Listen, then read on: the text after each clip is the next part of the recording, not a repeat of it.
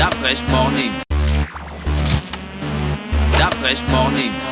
Vous êtes sur les 104.5 Urban FM, la station urbaine, et vous écoutez le Da Fresh Morning comme tous les mardis. Et nous avons monsieur Franck César, qui est le responsable de l'AGEAC, qui est donc une association qui fait pour le développement personnel. Aujourd'hui, nous allons parler de la loi de cause à effet. Monsieur César, bonjour.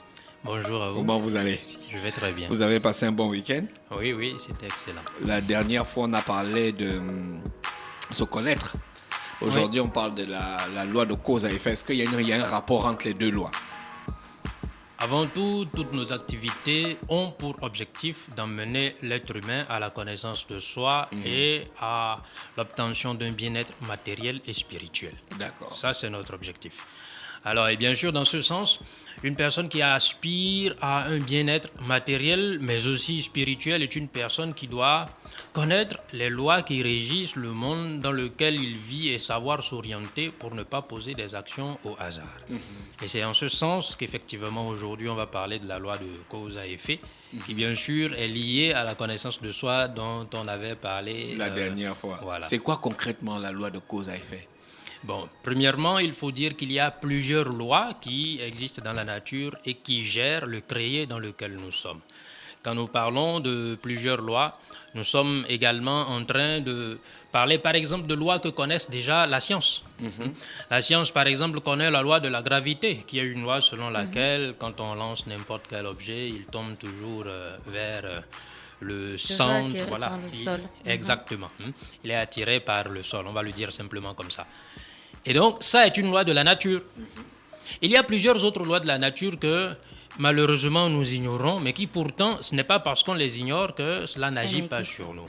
Et c'est pour ça qu'il est important de connaître toutes ces lois. On dit de façon générale qu'il y a 48 lois qui fonctionnent et qui agissent sur l'être humain ici dans le monde physique où nous sommes. Nous parlons du monde physique dans ce cas parce qu'il y a plusieurs, on va dire, plusieurs dimensions, ou pour faire simple, il y a plusieurs, on va dire, plusieurs mondes qui existent, pas que le monde physique. Alors, aujourd'hui, on va parler de la loi de cause à effet.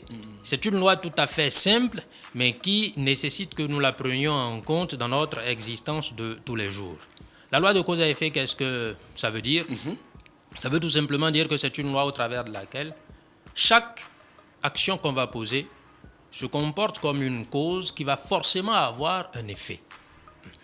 Si cette loi, elle n'existait pas, il y a beaucoup de choses qu'on ne pourrait pas réaliser. C'est même à cause de cette loi, par exemple, qu'on peut planter une graine. Mais ça, tout le monde le sait. Si on mange, on aura le ventre plein. Si on boit, on sera bourré. Oui. Si on boit de l'alcool, bien sûr. Quoi encore? Si on court, Oui. on va transpirer. Oui. C'est logique. Oui. Quoi encore, Gina, comme... Si on se coupe, on va saigner. Voilà. Oui. Ça, Vous c'est dites, des lois. effectivement, tout le monde le sait, c'est réel, mais il me semble que toutes les personnes qui se retrouvent devant un verre de vin ne le savent pas. Ils ont entendu ça, mais ils n'en ont pas conscience, parce que s'ils en avaient conscience, ils ne finiraient pas saoulés. Bah si. Ah oui? C'est ça. Si on boit, c'est qu'on veut être saoulé. Il y Oui, a des c'est gens qui se saoulent intentionnellement. Et vous voyez, monsieur Dafresh, on se saoule intentionnellement. Et vous voyez que, a priori, il y a un problème quand une personne, elle se saoule intentionnellement, mais qu'après, les actes qu'elle pose en étant saoulée, elle les regrette. Oui, Là, je suis il y a d'accord. quand même un problème. Oui, tout à fait. Alors, si on se saoule intentionnellement et qu'après, les actes qu'on pose, on n'en est pas complètement fier, alors ça veut dire qu'il y a un problème. Ça veut dire que, dans le fond, depuis le début, on n'était pas conscient de cette chose. Avoir conscience de quelque chose, c'est au-delà de savoir la chose. La loi de cause à effet est une loi qui va encore plus au-delà de ça. C'est comme ce matin, je vous ai bien écouté, Gina, elle a beaucoup parlé de la corruption, c'est très intéressant. Vous voyez, c'est des choses qui, les gens, ils ne sont pas conscients des conséquences que ça génère. Là, on a essayé de parler dans la rubrique de Gina des conséquences de type matériel, mais les personnes ne se rendent pas compte de ce que cela produit sur elles du fait d'essayer de frauder. La fraude est une chose qui est punie non seulement par la plupart des lois humaines, mais encore plus par ce qu'on appelle la loi divine. Une personne, généralement, elle pense qu'elle va réussir sa vie seulement si elle vole les autres. Même le petit commerçant qui se trouve au bord de la rue pense cela. Un vendeur, par exemple, d'huile, qui vend ses huiles comestible au litre, il peut se dire, bon, si moi je coupe un peu du litre à chaque fois, à la fin de la journée, je peux avoir encore 1 litre en plus. Pour lui, il se dit que c'est une technique pour pouvoir avoir, on va dire, plus d'argent. Ou par exemple, il y a des commerçants, quand vous allez dans leur commerce et que vous achetez, alors il reste une monnaie de 50 francs qu'il doit rendre, mais il va vous dire qu'il n'a pas la monnaie. Mais il l'a quand même. Pour lui, c'est une technique qui est bien rodée, mise en place pour qu'à la fin de la journée, ayant récupéré 50 francs chez 100 personnes, ça lui donne quand même un bon paquet d'argent. Et il se dit que c'est comme ça qu'il va réussir dans la vie et qu'il va devenir riche, mais seulement il fait tout le contraire sans s'en rendre compte. Parce que d'après la loi de cause à effet, 50 francs qu'il a volé à quelqu'un, il va forcément le rendre. La nature se débrouille pour que chaque personne retrouve tout ce qu'il a, voilà, se retrouve avec le résultat de ce qu'il a posé comme acte. C'est cela qui malheureusement accumulé fait que finalement on tombe dans des situations qui sont difficiles et on commence par se demander mais qu'est-ce que j'ai bien fait à la nature, qu'est-ce que j'ai bien fait à quelqu'un pour me retrouver dans une telle situation. Il y a plusieurs énigmes qui existent pour nous dans la vie. C'est comme par exemple nous naissons dans des familles des fois qui sont riches, des fois qui sont pauvres, mais on ne sait pas bien ce qu'on a fait pour se retrouver là. Si nous naissons dans une famille pauvre, alors on se regarde, on sort toujours d'une maison qui est délabrée, mais on a des amis qui sortent des maisons qui sont riches. Et on va toujours se poser la question, mais pourquoi est-ce que c'est comme ça? Pourquoi moi je ne suis pas né dans une belle maison? Qu'on ne me dépose pas à l'école avec une belle voiture? Que je ne mange pas à ma faim? Pourquoi c'est comme ça? Mais tout ça est lié justement à nos propres actes. Et puis la personne, si on est en train de parler comme cela, nous demanderait, mais un enfant qui naît là tout de suite, qu'a-t-il fait à quelqu'un par exemple pour être malade? Mais Dieu n'est pas injuste. La nature n'est pas injuste. La nature, elle fonctionne comme fonctionne la terre. Vous lui rendez du maïs, ça vous donne du maïs. Vous lui rendez du manioc, ça vous donne du manioc. Il faut que les gens en arrivent à être conscients de ça. Si vous lui rendez du bien, il vous redonne ce bien mais multiplié. Mais rassurez-vous, si vous lui donnez également du mal, c'est-à-dire si vous produisez quelque chose de négatif comme acte, il vous rendra également votre mal de façon bien plus supérieure. Vous ne vous en rendez pas compte, mais vous vous mettez dans des problèmes qui sont terribles lorsque vous essayez, par exemple, de voler quelqu'un ou de faire du mal à quelqu'un. Observez qu'il y a beaucoup de situations difficiles dans lesquelles on se retrouve, mais on a l'impression qu'on n'est pas responsable de ça. Où serait alors la justice de Dieu si réellement on n'était pas responsable de ça? Qu'est-ce qu'il veut faire? Et il nous laisse, nous, être en train de souffrir alors qu'il aide d'autres. Beaucoup de personnes se plaignent souvent disant que ils n'arrivent pas à avoir du travail. Quand ils vont dans une entreprise, là où on accepte tout le monde, eux, on ne les accepte pas. Et là où ça marche pour tout le monde, pour eux, ça ne marche pas. Il y a bien une raison à cela, et la raison est à chercher dans le fait que la loi de cause à effet est bien active. Qu'on en soit conscient ou pas, cette loi, elle s'exerce. Si aujourd'hui vous êtes en train de maltraiter votre épouse ou votre époux, rassurez-vous, vous en récolterez les fruits. Inévitablement. C'est quelque chose dont il ne faut pas omettre ça. C'est quelque chose qui est fondamental et est ainsi dans la vie. Si une personne commençait à prendre conscience de ça, je vous assure, la corruption n'existerait pas. Ça n'existerait pas. Est-ce qu'on est toujours conscient de nos actions? Est-ce qu'il y a des actes qu'on pose par ignorance? Vous voyez? C'est pour cela que la dernière fois, vous voyez, c'est pour ça qu'il suffit que les gens aient la patience d'écouter pour comprendre. Les 2 dernières émissions qu'on a faites, on a parlé de la nécessité d'être conscient de nos actes. Il ne faut pas poser des actes dont on ne peut pas supporter les conséquences. Un homme intelligent, quand il veut poser un acte, il se demande est-ce que je suis prêt à en supporter les conséquences. Si je veux aller, je ne sais pas, demander à une femme de m'épouser, il faut que je me demande est-ce que je suis prêt à supporter les conséquences de cette demande que je vais lui faire. Si je veux aller demander un travail quelque part, il faut que je sois responsable de ce que je veux aller demander. C'est-à-dire chaque chose qu'on veut faire, chaque chose qu'on veut dire, chaque pensée d'ailleurs qui doit nous traverser, on doit se demander si on est prêt à supporter les conséquences de tout cela. Quand on ne prend pas ça en compte, vous pouvez aller... On ne mesure pas les conséquences, donc on ne peut pas dire qu'on va les supporter ou on ne va pas les supporter. Pourquoi c'est comme ça? Pourquoi n'arrive-t-on pas à mesurer les conséquences? C'est parce que... Peut-être parce que c'est aléatoire aussi. Par exemple, on va vous dire, les gens qui perdent la tête avec l'argent. Oui. Il a monté une affaire et puis il ne savait pas que ça allait porter gros. Oui. Du coup, il a beaucoup de pognon, il perd la tête, il devient imbu, il manque d'humilité. Est-ce qu'il savait que ça devait porter gros? Il a voulu juste on appelle ça comment? Monter son affaire. Prenez par exemple le cas d'un petit garçon qui grandit dans un quartier. Il commence à jouer avec une petite bouteille en plastique. Il se fait remarquer, il rentre dans un club. Finalement, un jour, il doit soulever les couleurs du pays. Il perd un match. Il rentre chez lui avec la souffrance. Il ne pensait pas que ça allait être comme ça un jour. S'il savait que là où je commence le foot, là, demain je vais jouer dans un grand club, après je vais porter les couleurs du pays, après il y aura ceci, on va me battre, et puis la population va crier sur moi deux fois, même à la sortie du stade, on va nous lancer des projectiles. Tu penses que, monsieur Césac, depuis étant petit, quand il commence sa passion au quartier, il mesure déjà tous ces paramètres-là? Non.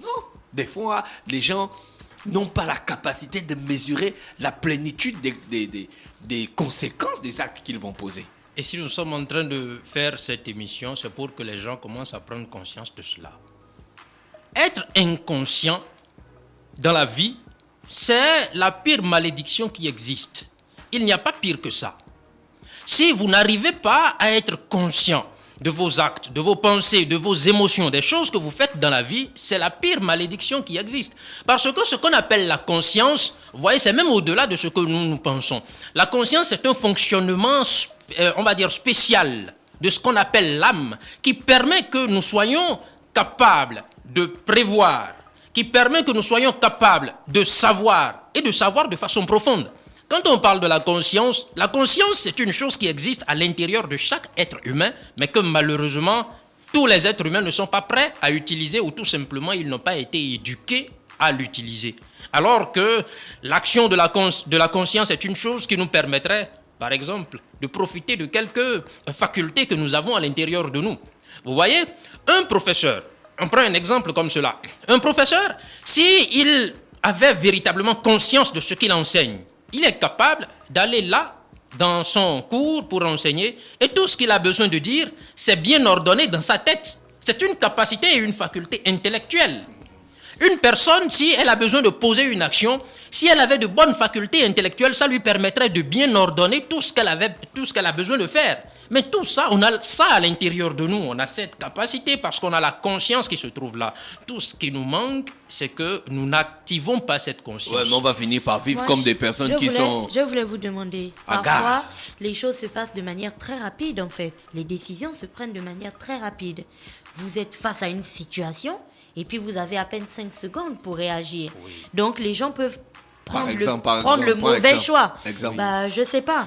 Les gens peuvent prendre le mauvais choix. Donc, dans ce cas, comment on fait appel à l'analyse, à la conscience d'une personne quand, dans la précipitation, la plupart du temps, on prend le mauvais choix. Et la précipitation, parfois, on n'a pas le choix. Ok. La précipitation, le stress, c'est le signe de l'inconscience. Il n'y a pas de conscience là. La conscience est un fonctionnalisme qui opère au travers de l'inspiration, de l'imagination consciente et de ce qu'on appelle l'intuition. Avec l'intuition, vous prenez une décision en 1 seconde et c'est la bonne. Dès lors qu'on a commencé à vous parler du problème, automatiquement, avec une petite concentration, vous avez senti la solution et vous dites faites comme ça et ça marche. Mais avec la précipitation est fille de la peur. Et la peur est un défaut. Un défaut, c'est ce qui est le contraire de la conscience. Alors, si vous êtes manipulé par la peur, rassurez-vous, vous prendrez toujours une décision erronée. La peur ne prend pas de décision qui soit bonne, c'est impossible. C'est pour ça qu'on a tout intérêt à activer, à éveiller notre conscience. Elle est active, elle est éveillée, et alors on ne peut pas être esclave de la peur. Du moment où on n'est pas esclave de la peur, ça veut dire que quelle que soit la situation qui se produit, alors nous avons la possibilité de nous rabattre sur ce qu'on appelle l'inspiration, l'intuition ou l'imagination consciente pour avoir la possibilité de choisir ce qu'il faut choisir. Mais attention, ces 3 choses qu'on vient de nommer, l'imagination consciente, l'inspiration, l'intuition, c'est 3 choses que nous devons apprendre à développer. C'est pour ça que, vous voyez, la connaissance de soi a ses propres méthodes et ses façons d'opérer pour que l'individu arrive finalement à pouvoir bien orienter sa vie et avoir, qu'est-ce que nous disons, un bien-être matériel et spirituel. La chose est tout à fait simple. Nous sommes des êtres humains. À l'intérieur de nous, il y a tout le temps du doute. Pourquoi ? Parce qu'il y a la bataille constante entre ce qu'on appelle la conscience, qui peut représenter, on va dire, le bien qui est à l'intérieur de nous, la lumière, la divinité, si vous voulez, qui est à l'intérieur de nous, Mais d'un autre côté, il y a nos défauts. La peur en est un. L'orgueil en est un. La colère en est un. On a nos défauts et ces deux choses-là se battent tout le temps. La conscience et les défauts se battent tout le temps et ça crée le doute à l'intérieur de l'individu et l'empêche de prendre des décisions qui soient objectives. Comment on peut faire pour mesurer la loi de cause à effet? La loi, pour mieux marcher dans la vie. la chose est tout à fait simple. L'être humain que nous sommes, l'humanoïde, l'être humain que nous sommes, est un être humain qui a été doté de la capacité de choisir entre le bien et le mal. Il faut toujours se poser la question, ça c'est pour, on va dire, nous autres débutants, on va le dire comme cela. Il faut toujours se poser la question de savoir ce que je veux faire. Est-ce que cela est juste? Si on n'arrive pas à trouver la réponse, demandons-nous dans l'intérêt de qui est-ce que je veux le faire. Lorsqu'il s'agit d'une chose plutôt qu'on veut faire exclusivement dans notre propre intérêt, il y a possiblement des raisons que ce ne soit pas juste. Si par exemple, vous voulez créer votre activité, si à la base vous créez l'activité parce que vous vous dites que ça va être un service que je vais rendre aux gens, rendre heureux les gens, faire que les gens se sentent bien, votre activité aura du succès. Parce que dans votre activité, il y a quelque chose que vous êtes en train de faire. Vous avez commencé à décider de rendre un service aux gens. Un service qu'on rend aux gens est mieux qu'un service qu'on décide de vendre. Quand vous décidez de vendre un service, vous avez décidé donc d'être déjà payé pour ce que vous voulez faire. Rassurez-vous, la nature ne va plus vous payer. Vous avez décidé de prendre déjà vous-même vos émoluments, comme on dit. Mais si c'est une activité que vous faites dans l'objectif de rendre un service aux gens, alors il est évident que vous retrouverez avec vous une force, une intuition que vous ne comprenez pas, mais qui pourtant va faire que votre activité va marcher. La loi de cause à effet est une loi qui est vraiment, vous voyez, jusque-là, les choses qu'on en dit, c'est des choses qui sont vraiment simples. On n'est pas encore en train de rentrer dans la profondeur de cette chose qui est liée à la loi de cause à effet. Ouais. Le destin de l'être humain est géré par des hiérarchies, excusez-moi, divines, dont l'être n'a même pas conscience. L'être humain n'a pas conscience de ce que c'est que sa vie, il ne sait pas. Il ne sait pas. Notre vie est gérée par des intelligences que nous ne connaissons pas, on n'a pas du tout conscience de ça, et c'est justement cela que souvent, pour faire simple, les gens, ils appellent Dieu. Ils l'appellent Dieu. Et ce qui est malheureux, c'est que quand un être humain, il enfreint tout le temps la loi de cause à effet, c'est-à-dire il agit toujours mal, toujours mal, toujours mal, quand il commence à en récolter les conséquences, il commence par dire, c'est Dieu qui a voulu, c'est la volonté de Dieu, ben, c'est mon destin. Qui a forgé son destin, si ce n'est lui-même? Alors, comment on fait déjà pour pouvoir changer cette chose? Il faut commencer à revenir sur soi-même. La dernière fois, on a évoqué une chose comme cela ici. Si vous avez des ennuis, s'il vous plaît, ne blâmez personne. Posez-vous à vous-même la question de savoir qu'est-ce que je peux encore changer à mon niveau dans mon propre comportement. Parce que tout réside là. Devant un problème de la vie, la douleur que vous ressentirez ne dépend pas du problème, mais dépend de vous-même, de comment vous vous comportez. Il ne faut pas oublier que la vie est telle que la vie nous créera toujours des ennuis. Ça existe. Les problèmes de la vie, qu'un enfant meure, qu'on perde son travail, que quelqu'un devienne fou, que quelqu'un devienne malade, c'est des choses qui ont existé avant qu'on ne naisse. C'est des choses qui existent pendant qu'on est là. Et quand on ne sera plus là, ça existera. Toujours. La seule chose qui peut changer, c'est l'être humain. Quelqu'un est mort, c'est à nous de décider de savoir si on veut souffrir éternellement ou si on veut arrêter de souffrir. C'est à nous. C'est pour ça que vous voyez, dans le passé, il existait cette science, je dis dans le passé parce qu'aujourd'hui on ne l'observe plus ainsi, il existait cette science qu'on appelait la philosophie. Aujourd'hui, ce qu'on fait, ce n'est plus de la philosophie. On essaye tout simplement de dire des choses pour que ça semble bizarre et que les gens, ils se disent que bon, lui, c'est pas accessible, il parle des choses d'un autre monde. C'est intelligible, lui, il est philosophe. Mais ça n'est pas de la philosophie. La philosophie, c'est d'être capable de trouver le bien dans le mal et le mal dans le bien pour pouvoir vivre heureux. Votre enfant a le bac. C'est exceptionnel, c'est bien. Vous faites la fête. Mais rappelez-vous que quand il a le bac, ça veut dire que bientôt, il ira à l'université. Ça veut dire qu'il y a d'autres problèmes qui vont suivre. Peut-être qu'il ira dans une université privée, ça coûte de l'argent. Peut-être qu'il va se déplacer pour aller ailleurs, dans un autre pays, ça coûte de l'argent. Il va se retrouver seul, ça coûte de l'argent. Il ne sera plus à côté de vous. Ça veut dire qu'il peut devenir un enfant qui ne s'occupe plus de ses études. Il peut vous créer d'autres ennuis. Il faut être conscient de ça. Il y a un bien, mais en tant que bon philosophe de la vie, il faut voir automatiquement ce qu'il y a de mal dedans. Ce n'est pas d'être fou, c'est d'être intelligent. Parce que ça peut se produire. Ce n'est pas d'être pessimiste, c'est d'être prévoyant, tout simplement. De la même façon, vous pouvez être dans une situation qui est douloureuse. Mais derrière une situation douloureuse, il y a toujours un bien. Comme on dit dans la vie, qui paye ses dettes s'enrichit. Quand vous êtes en train de vivre une situation qui est difficile, rassurez-vous, elle finira. Dans le livre chrétien de la Bible, on dit que la terre passera et ses œuvres aussi. Les problèmes aussi passent toujours, ils ne sont pas éternels. D'accord. Monsieur César, merci encore pour ces 20 minutes qu'on passe ensemble tous les mardis. C'est vraiment exceptionnel. Il y a beaucoup de questions, mais bon, on aura le temps de faire toute une émission entière où on pourra débattre au fur et à mesure. On rappelle qu'on va se retrouver mardi. Mardi. Lorsqu'il sera 8h30. Et si vous me permettez, excusez-moi rapidement, de dire tout simplement que pour les personnes qui essayent de poser plus de questions, qui essayent de comprendre, ils peuvent tout simplement nous joindre au 02 37 26 72. Voilà. 02 37 26 72. Plus 241 à la fin pour les personnes qui ne sont pas du pays. Merci, vous êtes sur les 104.5 Urban FM, la station urbaine. On se retrouve juste derrière. C'était Monsieur Franck Césac pour notre rubrique de tous les mardis. On repart en musique avec Cardi B. Stop Fresh Morning.